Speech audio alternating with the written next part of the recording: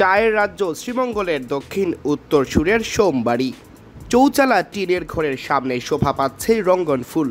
এর চেয়েও উজ্জ্বল এক ফুলের কারণে সোমবাড়ির নাম আজ গর্বে উজ্জ্বল। এই বাড়িরই যে সন্তান সমিত সোম। বাংলাদেশের হয়ে অভিষেকের সাথে সাথে সমিত নাম লিখিয়েছেন আন্তর্জাতিক ফুটবলার হিসেবে, আর তাতে অনন্য এক মাইলফলক স্পর্শ করল কানাডিয়ান ফুটবল লিগ।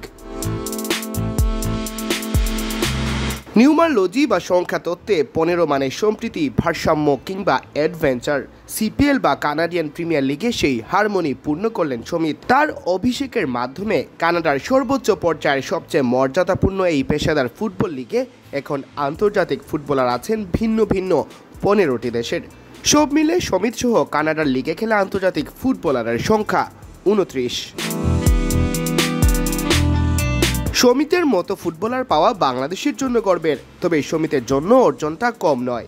বিশেষ করে লাল সবুজ পতাকা গায়ে জড়িয়ে যে ভালোবাসা তিনি পাচ্ছেন, জন্মস্থান কানাডায় হয়তো ততটা পাওয়া হতো না।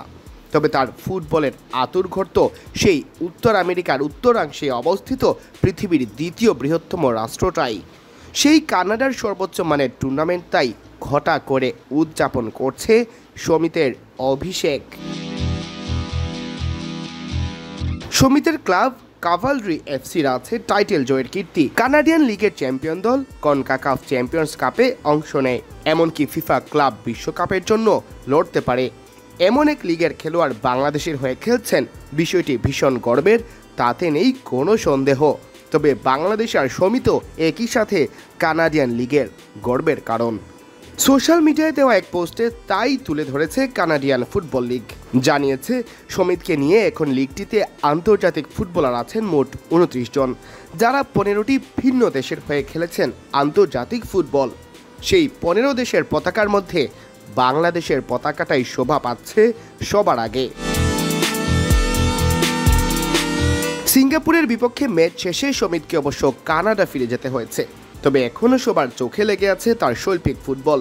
সবকিছু ঠিকঠাক থাকলে আগামী অক্টোবরে আবারও বাংলাদেশের জার্সি গায়ে খেলতে দেখা যাবে তাকে।